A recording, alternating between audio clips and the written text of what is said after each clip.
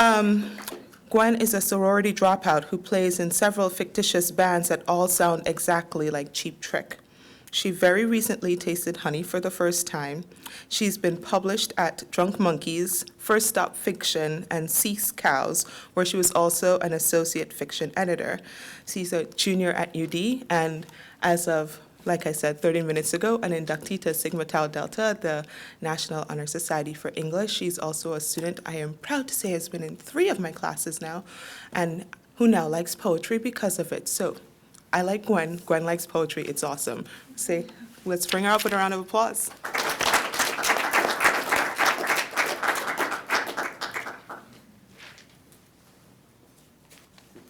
Hi. I just had to email or call my boyfriend frantically and make him look up old versions of all of these pieces and then tell him what all the new things were of them. And he was so kind as to send them all to me last minute. So I'm going to start with poems because Lauren. Okay. The first one's called Chicken Legs. I wrote it for my poetry and performance class last semester. So, okay. These legs are long and thin, like the yells of children let loose in the yard. They're bent in places, bearing scars from slipped razor blades. They run. These legs grew up on themselves and rounded at the top into hips to give babies a place to sit. These legs were made to run from teasing boys who became yelling men. And they were made to stand up to those men and run again if they need to.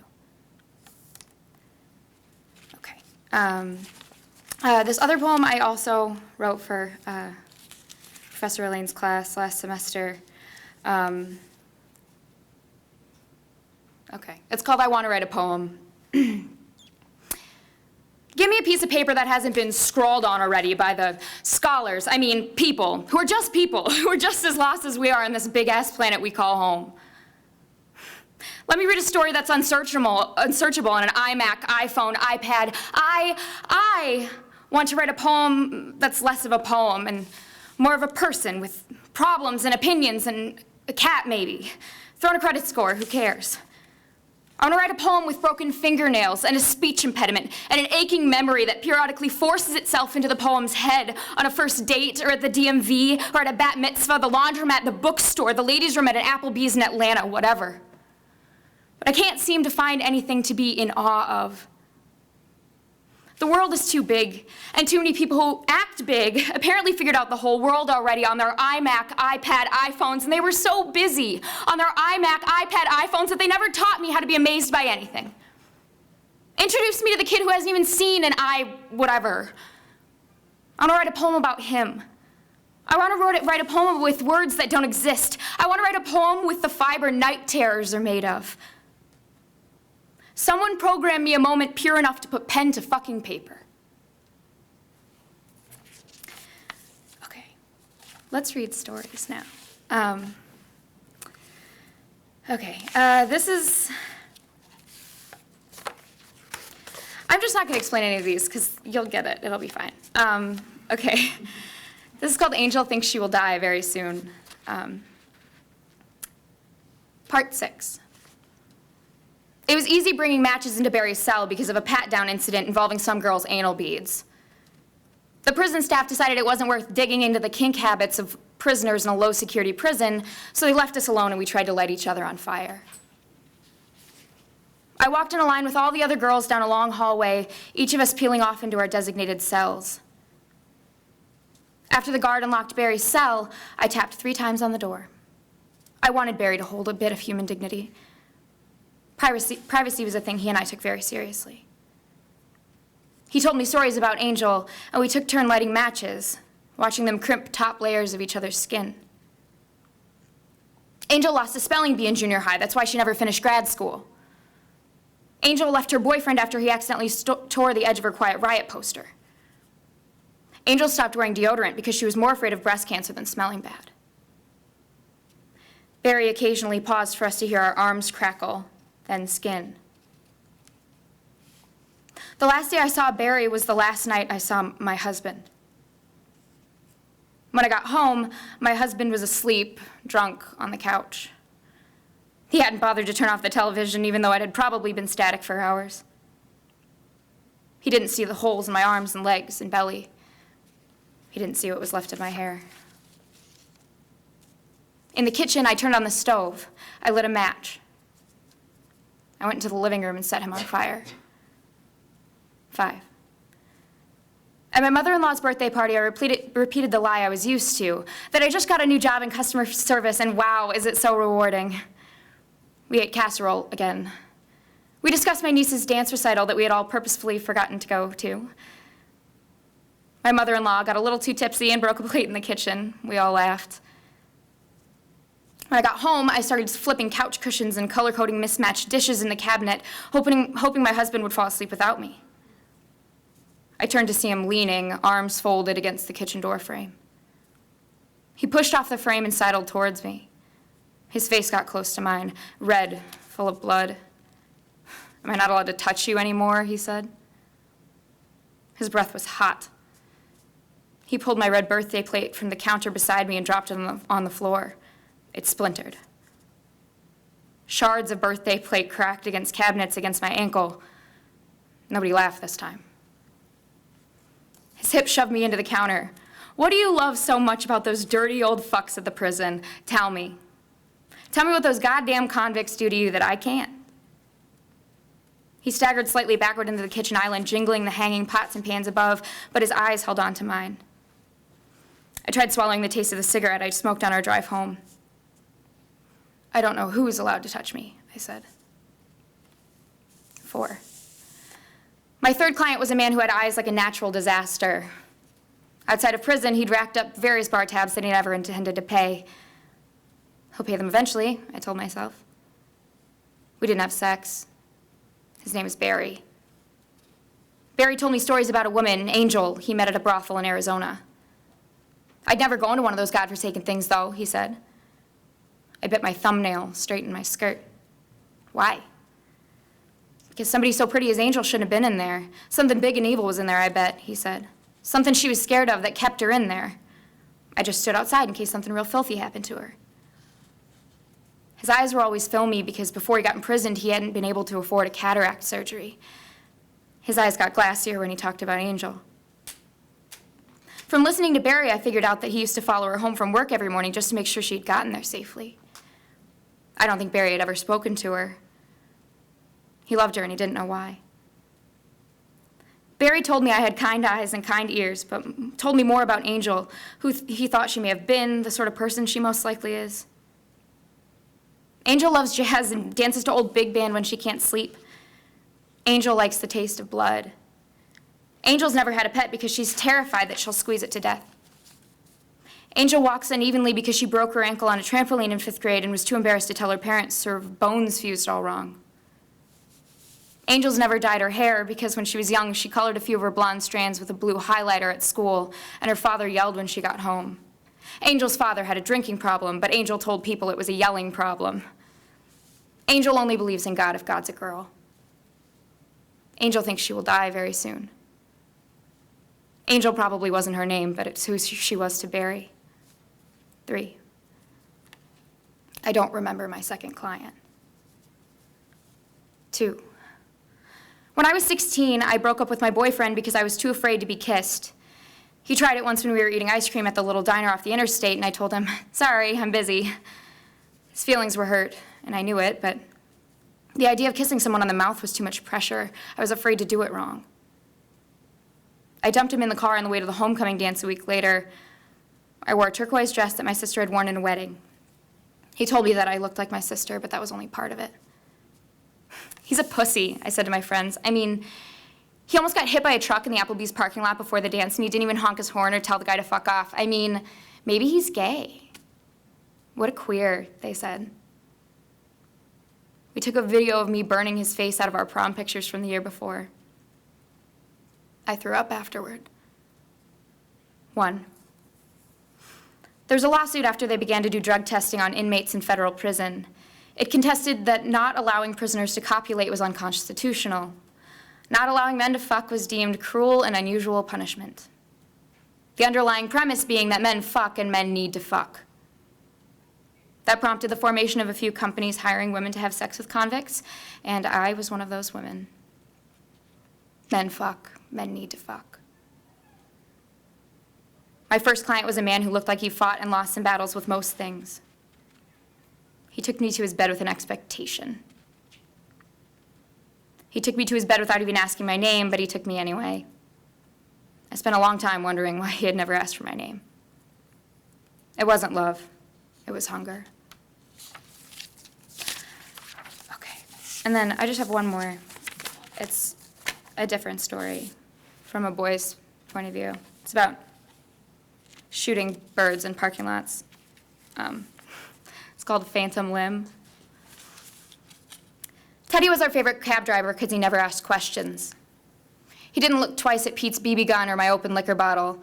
The first thing he said to us was, "Kids, I'll take you where you want to go, but I sure as hell won't be cleaning up after you." We took cabs to big parking lots and shot seagulls with Pete's BB gun because neither of us had driver's licenses. Pete's dad didn't want to teach him to drive, and Pete never bothered to ask anyone else. I didn't have a license because my mom was afraid of drunk drivers. It's always other people you need to worry about, she'd say. Pete had a bunch of money in a bank account for college from when his grandfather died, and by the time we realized we were too old to be shooting seagulls, we had used it all up on cab fare. When we told him about the bank account, Teddy said, "Well, an investment's an investment, I guess." His upper lip was sprinkled with a few scraggly hairs that looked like they were there by accident. We didn't know much about Teddy, just that he drove a cab and he liked the smell of cigarettes more than the taste. He never told us to stop shooting birds. Sometimes I saw him squint his eyes when Pete pulled the trigger, but I figured if it upset him that much, he could drive away. He rarely did. He usually waited for us there in the parking lots. Pete lost his arm lighting a car on fire in 7th grade. Now he has a phantom limb and a shitty attitude. He and his little brother siphoned gas from their dad's lawnmower into an empty coffee can and waited in a roadside ditch for the neighbors to leave the house for mass. It took Pete like 45 minutes to light the match. After breaking matches for 10 minutes, he got in the trunk of the car. When it finally ignited, some gasoline that had spilled onto Pete's shirt sleeve went up with it. They bolted up, and as Pete struggled to dampen the fire crawling up his sleeve, his little brother accidentally slammed Pete's arm in the trunk. It's weird because Pete's dad was born without an arm, the left one, same arm as Pete. They joked that it was hereditary because one of them was ashamed, though I'm not sure which one. "I bet Teddy's been sticking it in the same bitch for 40 years, I said. We spent the afternoon hooking up an old wood-paneled television in Pete's garage. Pete twisted the antenna around for almost an hour before we got a picture, and even then it was fuzzy and distorted.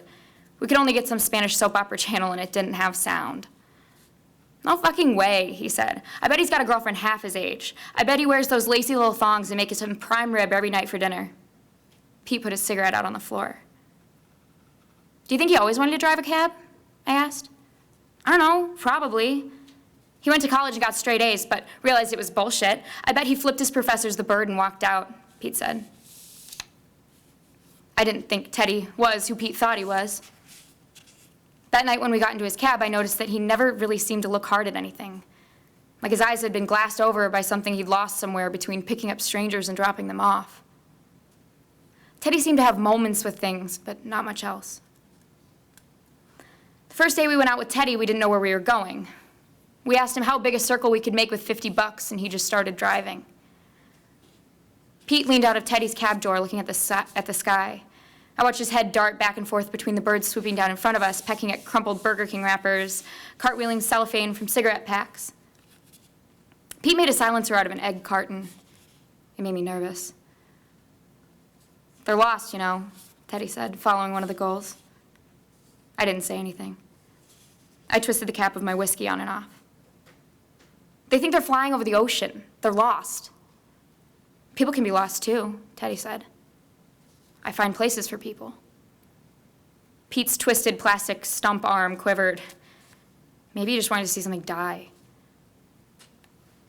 Pete didn't really talk about his phantom limb often, but he made it clear when it was bothering him. In a parking lot once, he yanked at his knotted shirt sleeve until it was nearly ragged. His eyes flashed at me like he was daring me to mention it, but I didn't say a word. Just twisted my hands around in the pocket of my hoodie.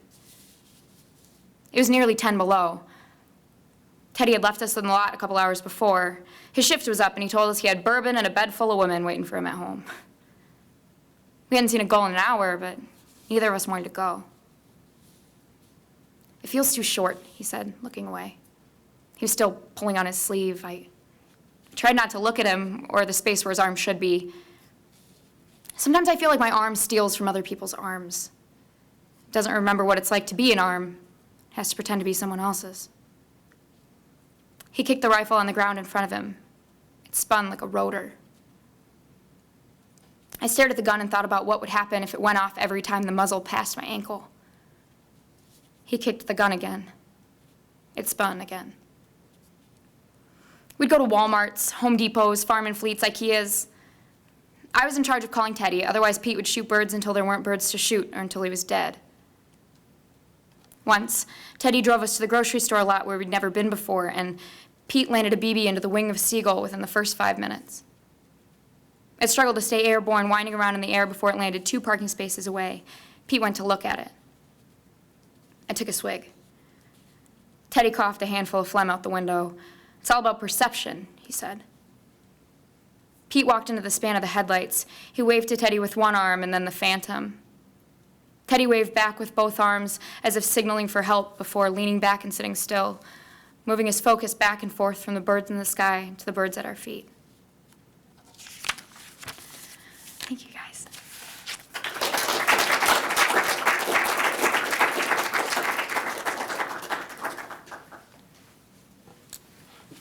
Thank you again, Gwen, for giving that to us in such short notice.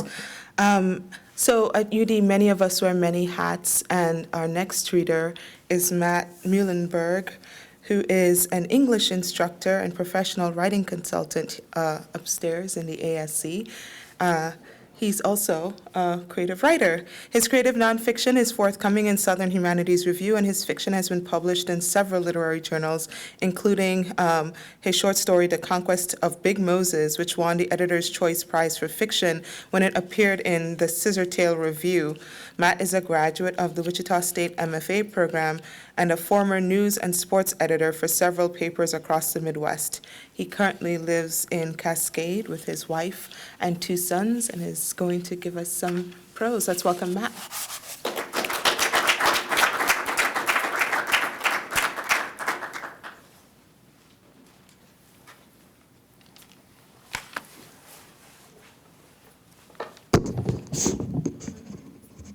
I have to do that every time I read.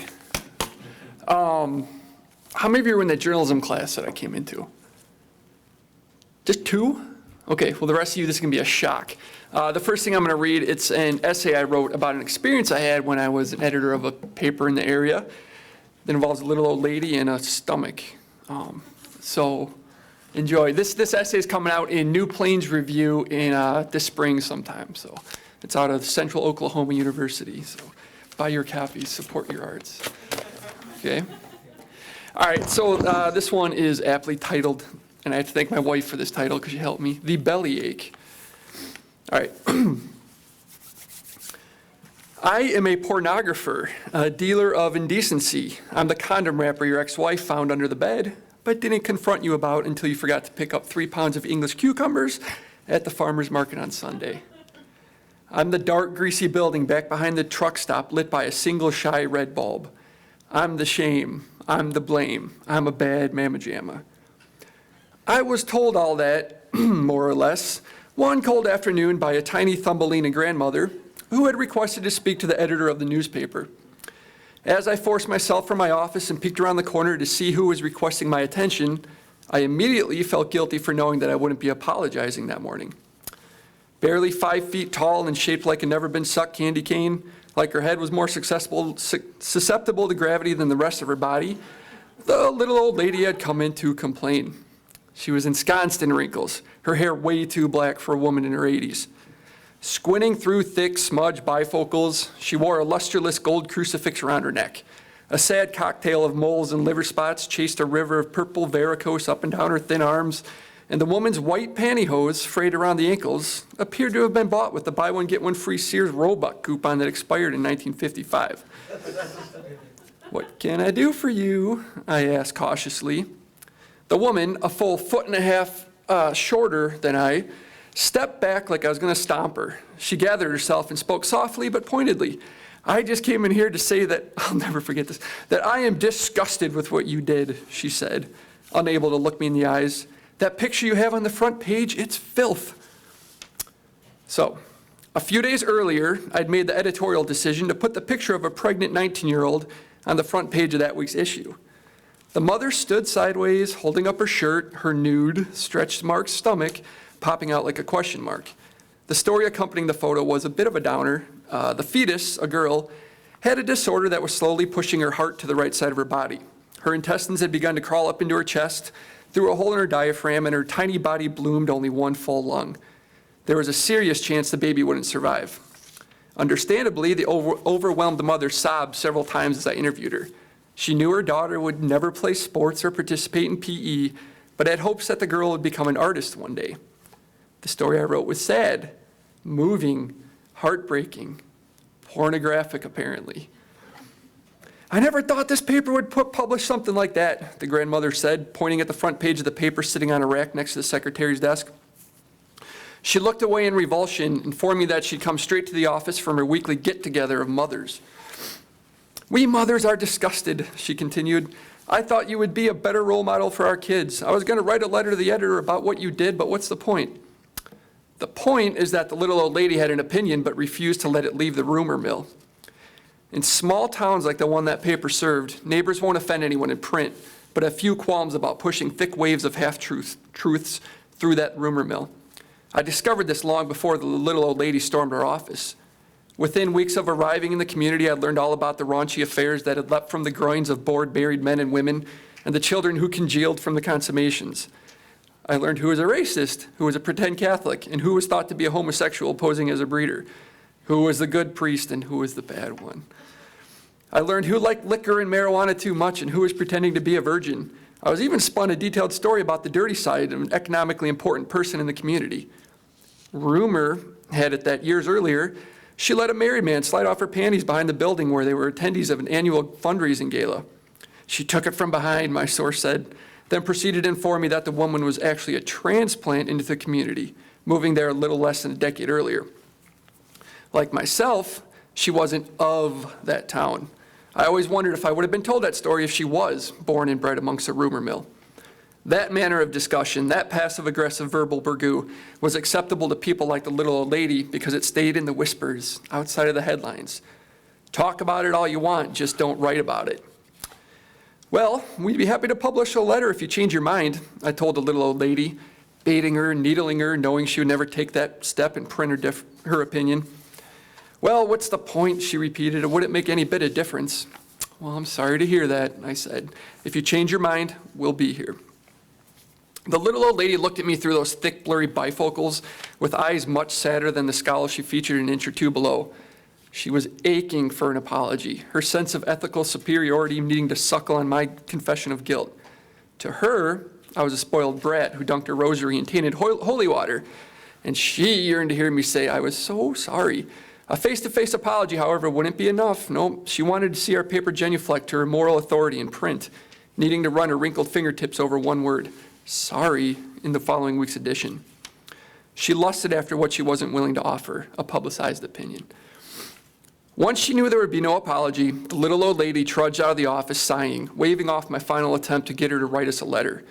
I stared out of the door for a minute or two after she left, trying to gather my thoughts. I couldn't believe what I just heard, unable to understand how one of the most revered sights throughout history, a pregnant woman's stomach, had just been equated to a Jenna Jameson spread.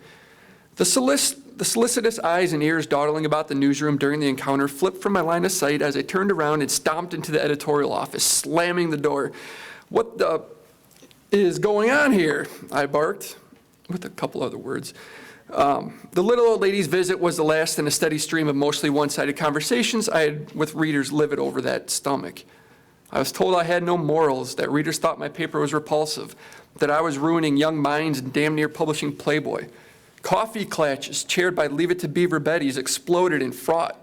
All of them fed up, outraged, queasy even. Some shouted, some gritted their teeth, sometimes their voices shook as they held back tears over a belly. One horror-struck reader claimed to be able to see the girl's panties, mistaking the pink camouflage waistband of her black and stretchy maternity pants for underwear. My publisher told me I get backlash from the community for forcing upon their virgin eyes such quantities of flesh, but I refuse to believe her. It's just a stomach, I said. Not to some people, she said. Shit, some people. The Norman and Norma Rockwells in the community, the 2 straw and 1 milkshake gang, who used to ask for cherries on top in the 50s before becoming, 60 years later, the black coffee ombudsmen and decaf first ladies who occupy the back ends of fast food restaurants each morning. They come from farming families mostly and from value sets with rules rigidly resistant to progressive swings in the community, state, and country. These people held sway socially, sometimes politically. One of the town city council members oddly claimed to be a staunch liberal, yet did everything in her power to keep the community from changing, from growing. She voted against economic developments that would have drawn in people from all over the country and brought millions in tax revenue. She was irrational, off the cuff, and fond of speaking from both sides of her mouth. One side would decry premarital sex while the other would be ravaged by cold sores. Not surprisingly, she was of the town and absolutely adored by the milkshakers in the farming community. I inadvertently brought people to the outside world, dragged in what they only saw on magazine covers in the supermarket, skin and a whole bellies full of it. I splashed it on the front page of their hometown paper, made them confront what they wanted to deny. Unwed men and women, they were having sex. For that, I became Larry Flint's Midwest cohort, John Holmes' wordsmithing doppelganger, Hugh Hefner's heir to the throne of immorality, and I'm fine with it. I'm not fine, however, when you put the story into context. In the months leading up to that picture, we didn't receive one complaint about the immoral material we printed on that front page. We told the story of a man who blasted his wife in the head with a shotgun and described how another man beat his estranged girlfriend bloody while their preteen daughter watched. We published stories on meth lab busts and on a father who took his 3-year-old daughter on a joyride on his motorcycle in the middle of winter and without a helmet. We wrote a story about the extortion attempt of a multi-million-dollar company new to the area, and another about a man who threatened to hew his stepfather in half with a samurai sword. We wrote about a former troop mom who bilked thousands from the Girl Scouts for her own use. We put a story about the local superintendent who drank himself into a DUI across the top of page 1. And yet, despite all of this, I never received a phone call or an email or a letter to the editor, not even a dirty look over my decision to slap it all down on the front page. None of that shook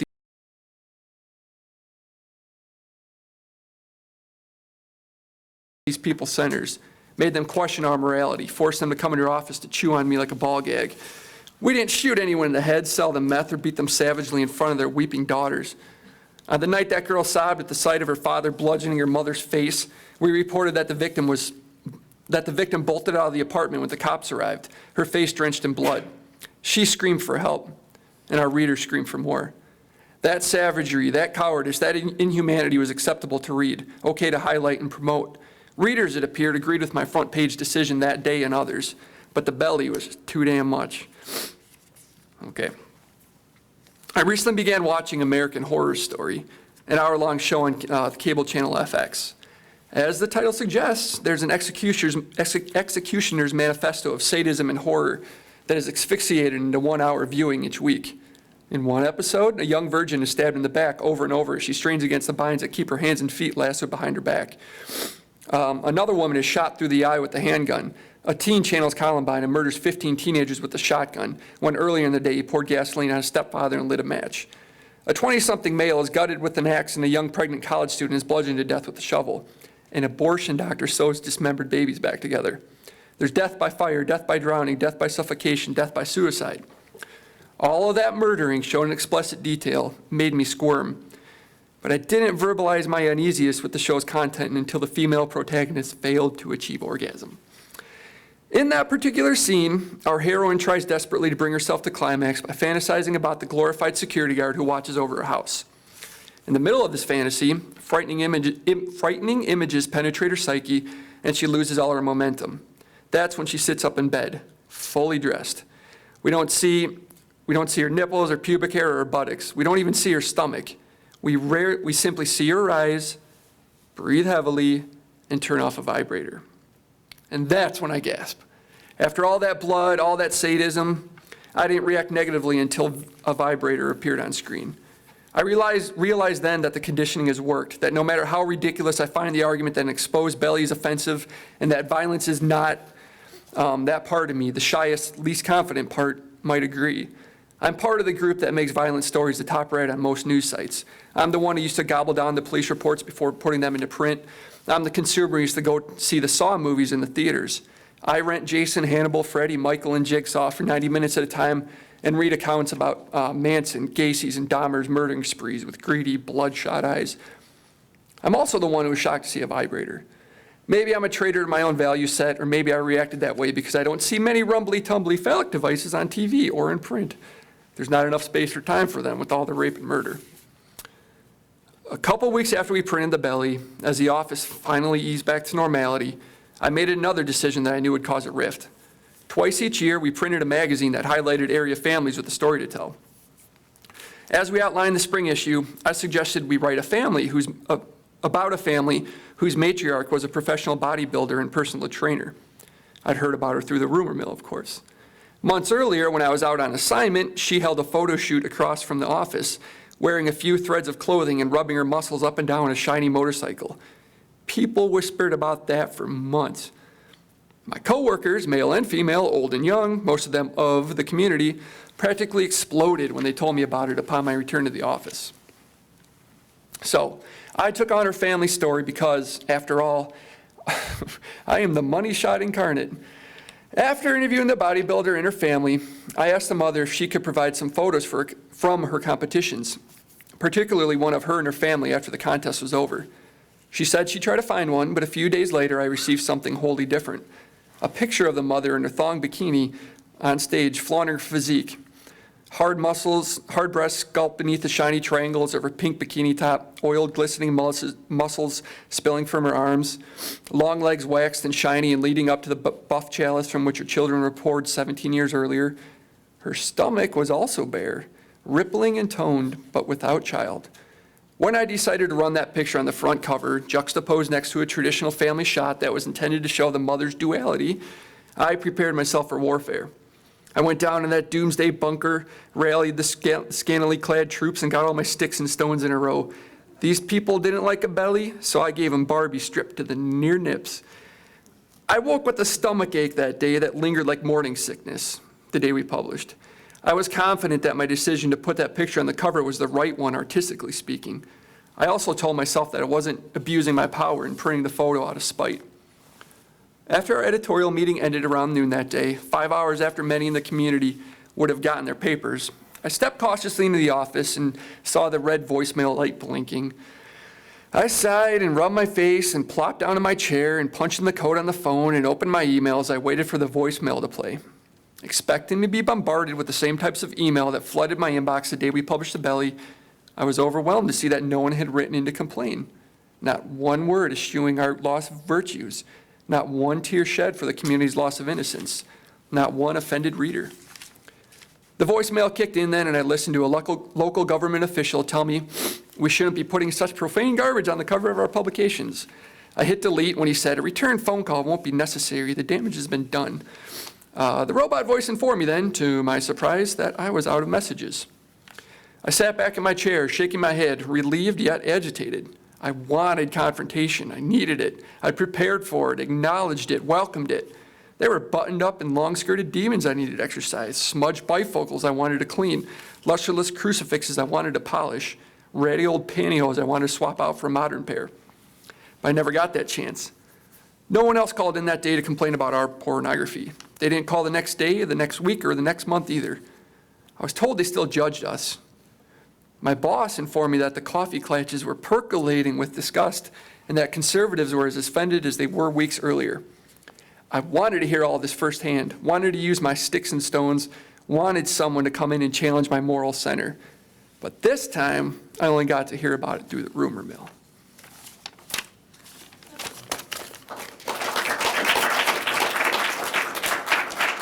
Yeah?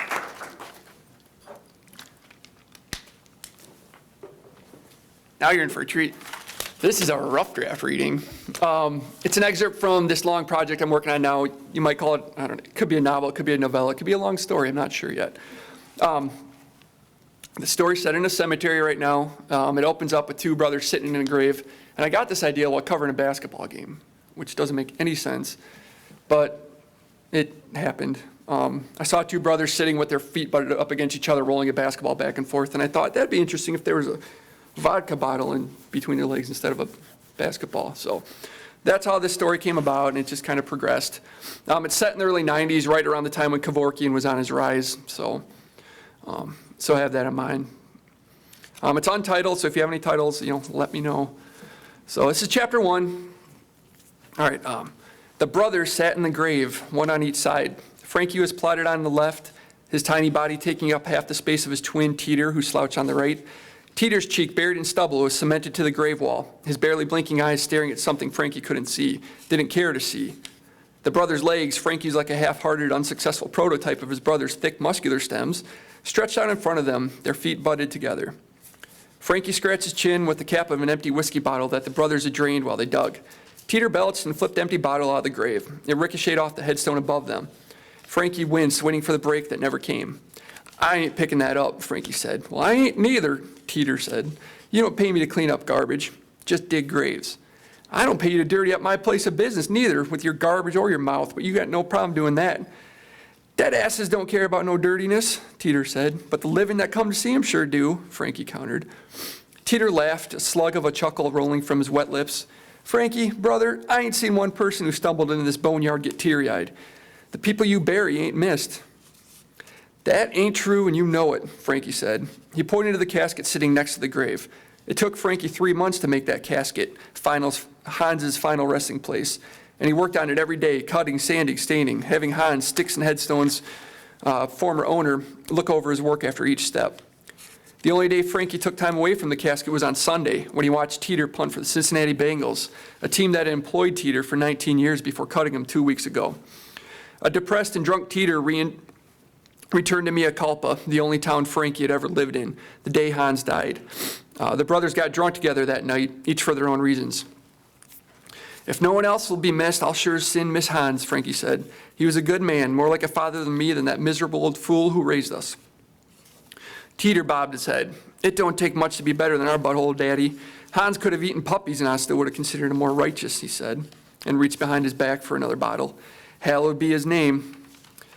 Frankie rubbed his hands together, rinds of dirt peeling off. He thought that he might take a shower when this business was over. Most nights he just stripped off his clothes and tumbled into his sheets as the sun started to rise. His blanket and pillowcase were filthy with the soil of the dead. But tonight, the night he buried Hans, was a night he just wanted to be over. Hans lasted 2 years longer than the doctor's 6-month declaration, but Frankie sometimes thought his lingering was a curse. It prolonged the agony, each phone call to the house making Frankie's hair stand, wondering if it was the damn white coats ringing in with the worst news. Frankie began resenting Hans toward the end for moping around the graveyard and saying hello to all the gravestones. "Hi, Rose, Jepson, Hiram, Annie. Hello, Walt, Fancy, Bo. See you soon, Fiona, Dana, Harold, Roger, and Clyde." Hans deserved a quick death. He didn't need to loiter about, shrinking into a sadist caricature of the man who once drove Frankie 200 miles to see Teeter's last college game after Teeter and Frankie's father punctured Frankie's pickup tires and called his oldest son a pathetic, talentless never-been. "Daddy ain't even in the same ballpark as Hans," Frankie said and stood, stepping atop the first rung of the ladder hanging off the side of the grave and looking at his graveyard, at the property Hans left him in his will. Hans was a saint. "Jesus, you want me to say a prayer for him? Maybe call the Pope and demand that he make that old crowd a saint? Don't get smart, Teets. You know Daddy says Hans was a Nazi, right?" "Shut up! Heil Hans!" "Show some respect for the dead," Frankie snipped. "They may not be much to you, but they've been everything to me." "Now that's some sorry news, brother," Teeter said, and laughed and took a long drink. Frankie looked up the sky at the clouds clogging up the night, at the way the moon tom peeped through an occasional crack. He scratched his chin and read the inscription on Hans's headstone one more time. "I'd be lying if I wasn't lying in here." Tears welled in Frankie's eyes. "At least I ain't got myself fired," he said. Frankie understood his brother was in pain and knew what it felt like to be told that you weren't good enough anymore, that you weren't wanted. Lionel had told that to Frankie often, especially on Sundays when they watched Teeter on their grainy black and white television set. Frankie empathized with Teeter, but he was sick of being the outlet for Teeter's anger and Teeter's depression. For the first time in their lives, the first time in 40 years, Frankie was the most important brother, the one people would need. Everyone was going to die, and some would be buried in his graveyard instead of the Catholic cemetery resting at the top of the only hill in Mea Culpa. Frankie would be there for these souls until the day he himself became one. He told Teeter this the night Teeter returned home. Told Teeter he could even join him as a 50-50 partner, a proposition to which Teeter bellowed, "Go screw yourself." "Go screw yourself," Teeter said again this night. He stood and was still taller even though Frankie had climbed to the ladder's second rung.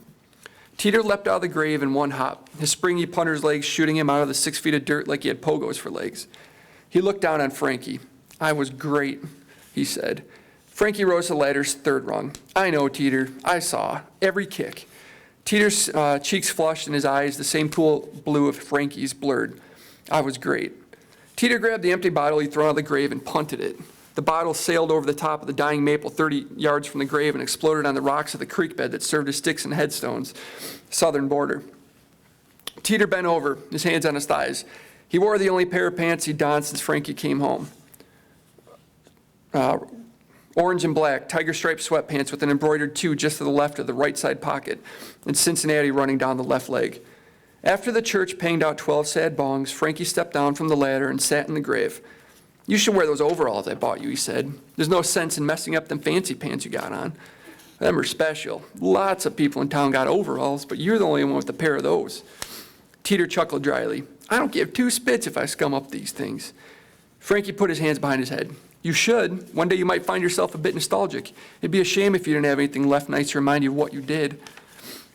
Teeter sighed. "I was cut," he said, "told I wasn't good enough, and now I'm working a crap-ass job in a crap-ass town. What's good about any of that?" "Not all those memories can be that bad," Frankie said.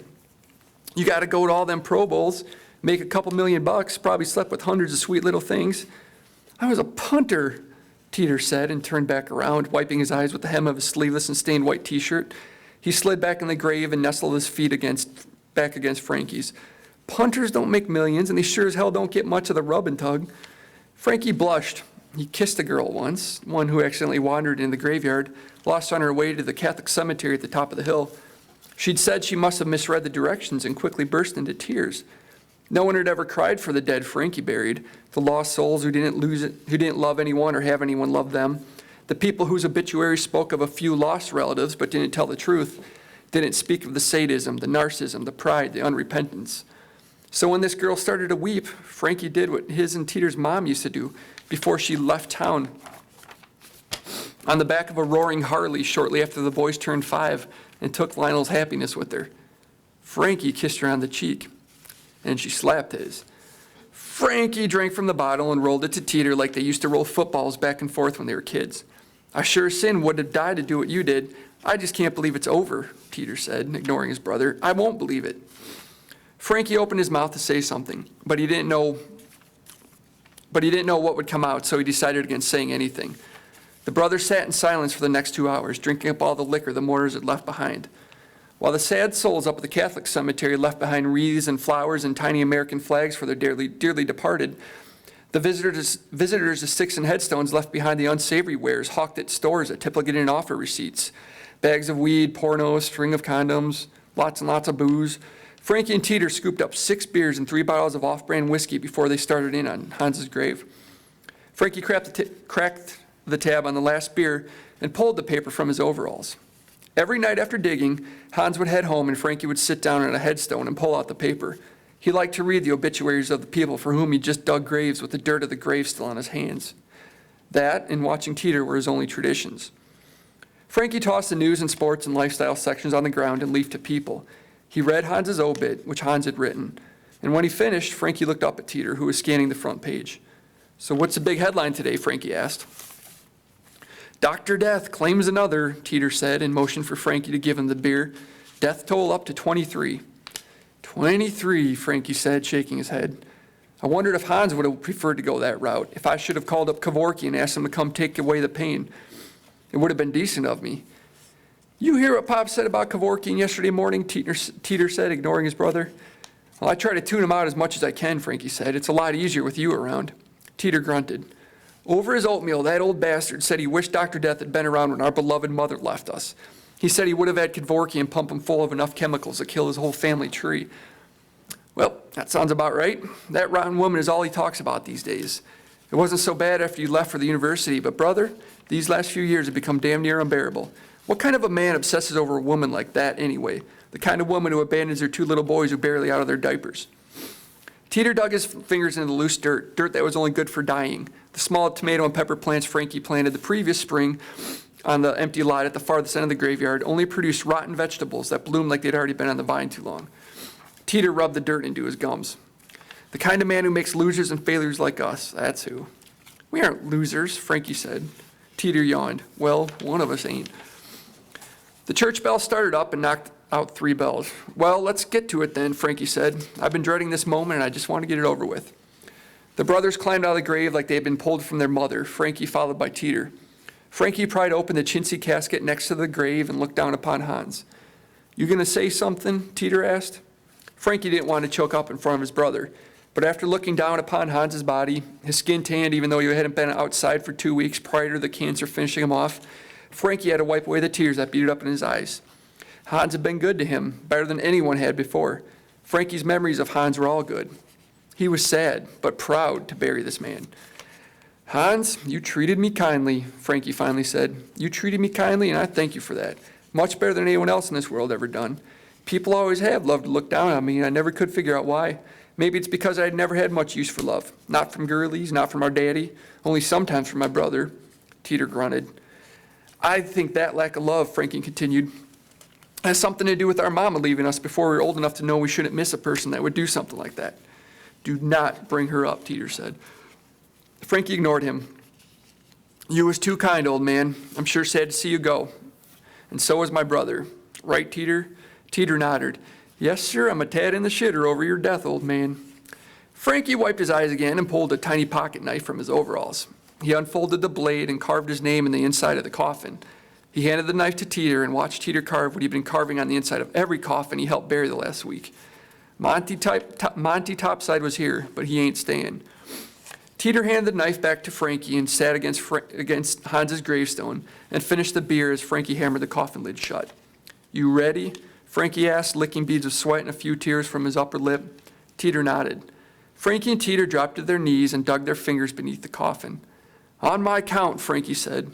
1, 2, hike, Teeter yelled. The brothers flipped the coffin into the grave topside down, like they did to every casket at Sticks and Headstones, and looked down at Hans's coffin. I guess a whole lot of people would want to be the one burying their boss, Frankie said. I know I sure would, Teeter said. You talking about me? You ain't my boss. Frankie thought about telling Teeter that he certainly was the boss, but decided against stirring up more drama. He hopped back in the grave and lay down atop the casket. Teeter sat on the edge of the grave, his feet dangling a foot above Hans's body, and lay down on the grass. The brothers drunkenly dozed on and off for a couple hours, woken up for good when Sister Danielle fired up the backhoe at the Catholic cemetery at the top of the hill. Frankie stood up as dawn crept in. The bright, cloying bouquets left behind for all those good Catholics blazed this morning, the many red roses of the dead looking like ghosts dipped in blood. Teeter jumped atop the casket and stood next to his brother. Washed in the coming sunlight and covered in dirt, the twins, who'd never been confused as such, rested their elbows and forearms on the yellow brittle grass. Teeter hunched, Frankie nearly on his tiptoes. They watched the nun work her bucket, the cool dirt of the grave wall pressing against their bellies. After half an hour, Teeter sat down atop Hans's coffin and looked at his brother. He said, if Hans really would have asked you to take him to Kevorkian, you think you could have? Frankie watched Sister Danielle hop off the backhoe, peel off her habit, and wipe her face with it. He considered his brother's question for a moment and said, I knew he was miserable, but I don't think I could have actually let him do it. Teeter nodded and knocked on Hans's casket. And what about our dear old daddy? Would you take him if he still wanted to go see Dr. Death? Frankie slid his hands into his back pockets and looked up at the sky. I'd like to tell you I would, but I know that I'd chicken myself out of doing it. Teeter closed his eyes and rested his head against the dirt. I wouldn't neither, he said. I'd tell him to drive his own ass.